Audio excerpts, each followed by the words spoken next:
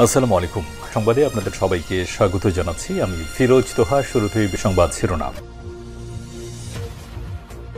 বাংলাদেশের সর্বশেষ গুরুত্বপূর্ণ আপডেট সংবাদে আপনাকে স্বাগত। শুরুতেই সংবাদ শিরোনাম, এরপর বিস্তারিত। শুরুতেই জানিয়ে দিব এনসিপির কমিটি নিয়ে নানা আলোচনা সমালোচনা, যা বললেন হাসনাত আব্দুল্লাহ। গতকাল আত্মপ্রকাশ ঘটেছে নতুন রাজনৈতিক দল জাতীয় নাগরিক পার্টি। এই দলে নাহিদ ইসলামকে আহ্বায়ক ও আক্তার হোসেনকে সদস্য সচিব করা হয়েছে।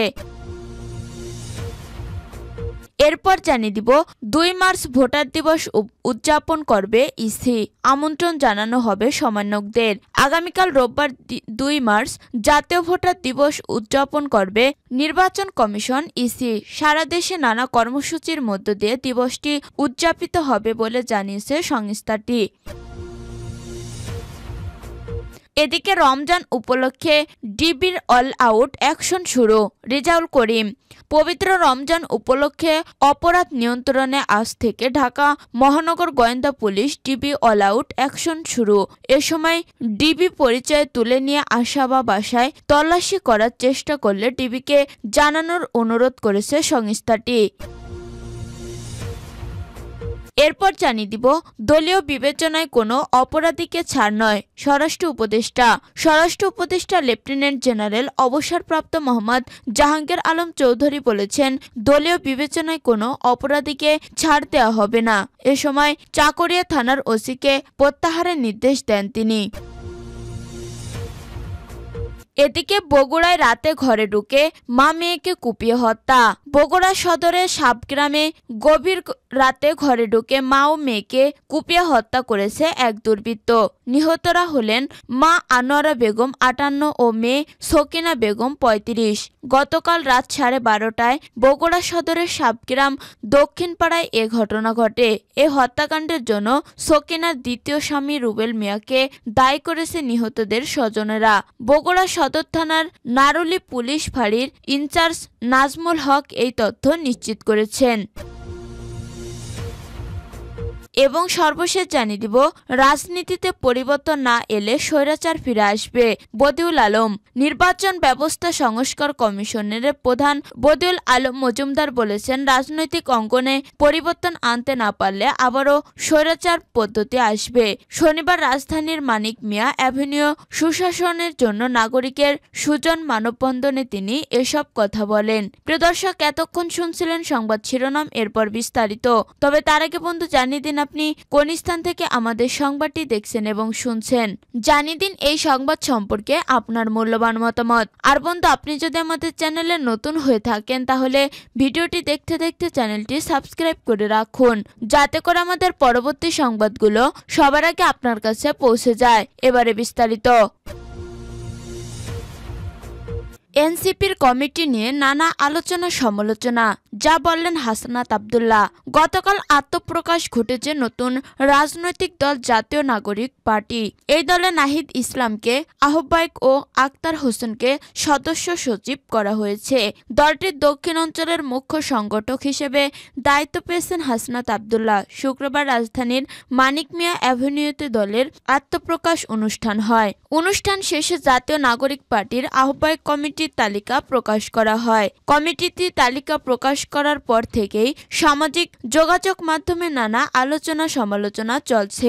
এ বিষয়ে এনসিপির মুখ্য সংগঠক দক্ষিণ অঞ্চল হাসনাত আব্দুল্লাহ বলেছেন, আমরা নির্ভুল নই। কোনো ভুল করলে আপনারা আমাদের নিজের ভাই মনে করে ভুল ধরিয়ে দিন এবং যদি কিন্তু অথবা ব্যতীত আমরা আমাদের ভুল সংশোধন করে নেব।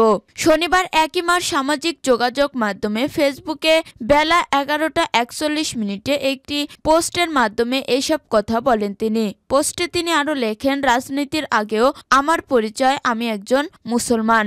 আমি আমার এই পরিচয় ধারণ করি, সবসময় করেই যাব। ধর্মীয় মূল্যবোধ নিয়ে তিনি বলেন, আমার বিশ্বাসকে কিংবা আমার দেশের মানুষকে বিশ্বাসকে আঘাত করে কোনো রাজনীতি আমি কখনো করব না। স্পষ্ট কণ্ঠে জানিয়ে দিতে চাই, ধর্মীয় মূল্যবোধের পরিপন্থী কিছুই আমরা বা আমাদের রাজনীতিতে কখনো জায়গা পাবে না। নিজেদের ভুল স্বীকার করে হাসনাত আব্দুল্লাহ বলেন, যা হয়েছে সেটা ছিল একটি অনিচ্ছাকৃত ভুল। আমরা নির্ভুল নই। কোনো ভুল করলে আপনারা আমাদের নিজের ভাই মনে করে ভুল ধরিয়ে দেবেন এবং যদি কিন্তু অথবা ব্যতীত আমরা আমাদের ভুল সংশোধন করে নেব। 2 মার্চ ভোটার দিবস উদযাপন করবে ইসি, আমন্ত্রণ জানানো হবে সমন্বয়কদের। আগামীকাল রোববার 2 মার্চ জাতীয় ভোটার দিবস উদযাপন করবে নির্বাচন কমিশন ইসি। সারা দেশে নানা কর্মসূচির মধ্য দিয়ে দিবসটি উদযাপিত হবে বলে জানিয়েছে সংস্থাটি। ইসি কর্মকর্তা জানিয়েছেন, ভোটার দিবস উপলক্ষে গঠিত কমিটির বৈঠকে এমন সিদ্ধান্ত হয়েছে যে এবারের ভোটার দিবসে বৈষম্যবিরোধী আন্দোলনের সমন্বয়কদের আমন্ত্রণ জানানো হবে। কমিটির সভাপতি ও নির্বাচন ইনস্টিটিউটের মহাপরিচালক এস.এম. আসাদুজ্জামানের সই করা এ সংক্রান্ত প্রতিবেদনে বলা হয়েছে, ভোটার দিবস উপলক্ষে মাঠ পর্যায়ে, জেলা, উপজেলা ও কেন্দ্রীয় পর্যায়ে র্যালি, আলোচনা সভা আয়োজন করা হবে। এক্ষেত্রে কেন্দ্রীয় আলোচনা সভা অনুষ্ঠিত হবে নির্বাচন ভবনে। এতে বৈষম্যবিরোধী আন্দোলনের সমন্বয়কদের মধ্য হতে 10 জন, ইউরোপিয়ান ইউনিয়নের প্রতিনিধি, ইউএনডিপির প্রতিনিধি, সুশীল সমাজের প্রতিনিধি হিসেবে অবজার্ভ গ্রুপ থেকে কিছু ব্যক্তিকে আমন্ত্রণ জানানো হবে। এছাড়া র্যালিতে থাকবেন কোনো সেলিব্রিটি। অন্যদিকে নাগরিকদের ভোটার হওয়ার প্রতি উৎসাহমূলক নানা প্রচার কার্যক্রমও হতে হবে সংস্থাটি। জাতীয় ভোটার দিবসে প্রতিবারের মতো এবার প্রকাশ করা হবে হালনাগাদ করা চূড়ান্ত ভোটার তালিকা, যে তালিকার ভিত্তিতেই হতে পারে ত্রয়োদশ জাতীয় সংসদ নির্বাচন কমিশন। সর্বশেষ হালনাগাদ অনুযায়ী দেশের ভোটার সংখ্যা দাঁড়িয়েছে 12,18,50,160 জন। এদের মধ্যে পুরুষ ভোটার 6,21,44,587 জন আর নারী ভোটার 5,97,04,641 জন আর হিজড়া ভোটার 932 জন। রমজান উপলক্ষে ডিবির অলআউট অ্যাকশন শুরু। রেজাউল করিম। পবিত্র রমজান উপলক্ষে অপরাধ নিয়ন্ত্রণে আজ থেকে ঢাকা মহানগর গোয়েন্দা পুলিশ ডিবি অলআউট অ্যাকশন শুরু। এ সময় ডিবি পরিচয়ে তুলে নিয়ে আসা বা বাসায় তল্লাশি করার চেষ্টা করলে ডিবিকে জানানোর অনুরোধ করছে সংস্থাটি। শনিবার বেলা 11টায় রাজধানীর মিন্টো রোডে ডিএমপি মিডিয়া সেন্টারে আয়োজিত সংবাদ সম্মেলনে ডিএমপি অতিরিক্ত কমিশনার গোয়েন্দা রেজাউল করিম মল্লিক এসব তথ্য জানান। মহানগর এলাকায় আইনশৃঙ্খলা পরিস্থিতি ভালোর দিকে যাচ্ছে জানিয়ে তিনি বলেন, এই সময় market, shopping mall, bus terminal সহ ঢাকার প্রবেশদ্বারগুলোতে সাধারণ মানুষের চাপ বাড়ে। এসব এলাকায় যাতে কোনোভাবে অনাকাঙ্ক্ষিত পরিস্থিতি সৃষ্টি না হয় সেজন্য ছদ্মবেশে ডিবির সদস্যরা দায়িত্ব পালন করবেন। তিনি আরো বলেন, রমজান ও ঈদকে কেন্দ্র করে অপরাধ নিয়ন্ত্রণে ঢাকা মহানগর গোয়েন্দা পুলিশ ডিবি বিশেষ অভিযানে আজ থেকে মাঠে থাকবে। এই সময় গুরুত্বপূর্ণ মামলা তদন্ত ও চিহ্নিত আসামিদের গ্রেপ্তারে অভিযান চলবে। ঢাকা মহানগর সহ দেশবাসীকে পবিত্র রমজানের শুভেচ্ছা জানিয়ে রেজাউল করিম মল্লিক বলেন, ডিবি পুলিশ সাধারণ মানুষের আস্থা অর্জন করেছে এবং অপরাধীদের আতঙ্কে পরিণত হয়েছে।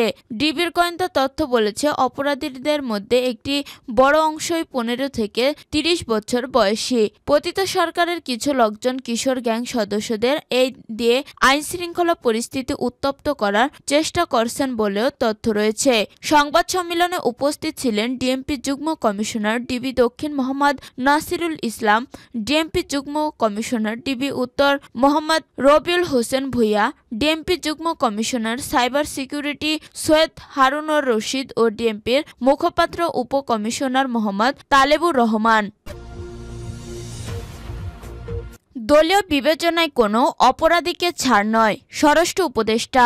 স্বরাষ্ট্র উপদেষ্টা লেফটেন্যান্ট জেনারেল অবসরপ্রাপ্ত মোহাম্মদ জাহাঙ্গীর আলম চৌধুরী বলেছেন, দলীয় বিবেচনায় কোনো অপরাধীকে ছাড় দেওয়া হবে না। এ সময় চকরিয়া থানার ওসিকে প্রত্যাহারের নির্দেশ দেন তিনি। শনিবার সকালে বিজিবির কক্সবাজার ব্যাটালিয়নের প্রশিক্ষণ মাঠে আনুষ্ঠানিকভাবে পতাকা উত্তোলনের উদ্বোধনী অনুষ্ঠানে তিনি এসব কথা বলেন। তিনি বলেন, কক্সবাজারে অপহরণ অনেক বেশি। কক্সবাজার মূল আকর্ষণ পর্যটক, এটা যেন সবসময় ভালো অবস্থানে থাকে এটা দেখাটা সবার দায়িত্ব।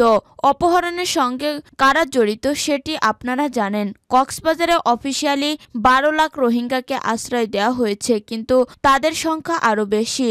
এসব রোহিঙ্গা বিভিন্ন অপকর্মের সঙ্গে জড়িত। যত দ্রুত সম্ভব রোহিঙ্গাদের তাদের দেশে ফিরিয়ে দিতে পারলে আমাদের মঙ্গল। এরা সব সমস্যা তৈরি করছে, এই কারণে কক্সবাজারবাসীরা বদনাম হয়।